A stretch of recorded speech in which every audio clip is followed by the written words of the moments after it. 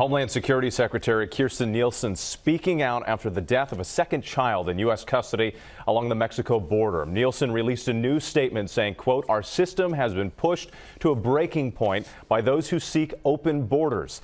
ABC's chief national correspondent Matt Gutman is in Los Angeles. And Matt, DHS is now promising medical checks for all migrant children and calling in extra help. That's right, Whit. After months of warning, they're finally asking for that help.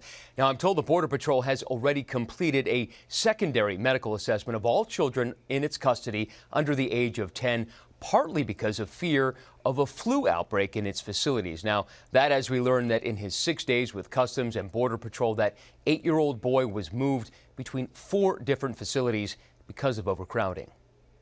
With the death of that 8-year-old boy, Homeland Security admitting the immigration system has reached a breaking point. The second death of a Guatemalan child under the age of 8 in 3 weeks, triggering a slew of investigations.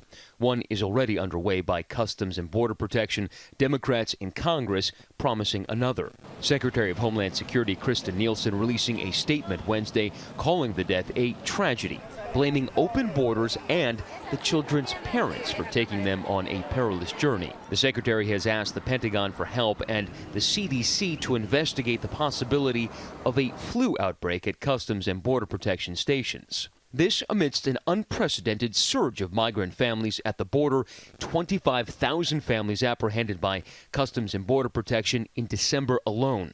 Most are funneled through facilities designed for single adult males. Overnight, the father of Felipe Alonso Gomez told Guatemalan officials his son showed no signs of illness before Christmas Eve, the day he died. Detained on December 18th, the Border Patrol took him to the hospital on Christmas Eve with flu-like symptoms. There he spiked a fever of 103, but just 90 minutes later, the hospital released him back to the Border Patrol.